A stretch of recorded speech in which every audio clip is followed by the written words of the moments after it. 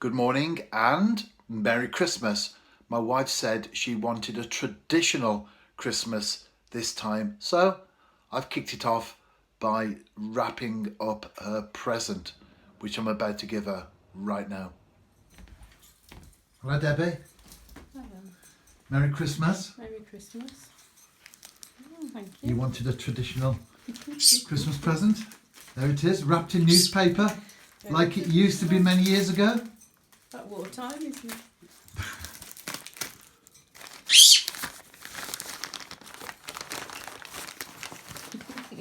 An apple and 2 oranges. Where's the nut? And a piece of coal. And a piece of coal. I want my piece of coal. Yeah. Well, we do live in more prosperous times now, so I got 2 oranges, Two not just one. oranges. Thank you very much. Enjoy. Thank you. The oranges and the apple have now gone back into the fruit bowl. My wife thinks that was a joke. Anyway, being serious now, those were the sort of presents that people had when we go back in time in our country. I'm from a generation that can remember people who were born at the turn of the century and sometimes into the 19th century as well. And times are very, very different in those days. There wasn't the money and the wealth that we have today.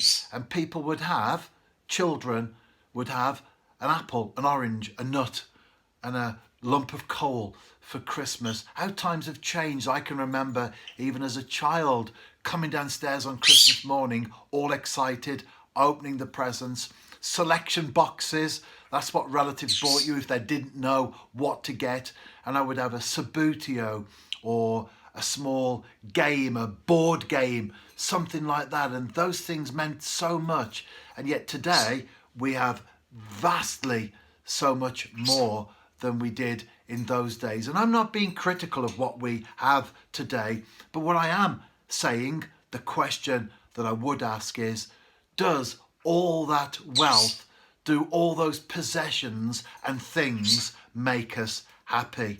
Because often in life we find that the more we have, the more we get wrapped up in making more money, earning more money, spending more time at work, and missing out on the really important things in life.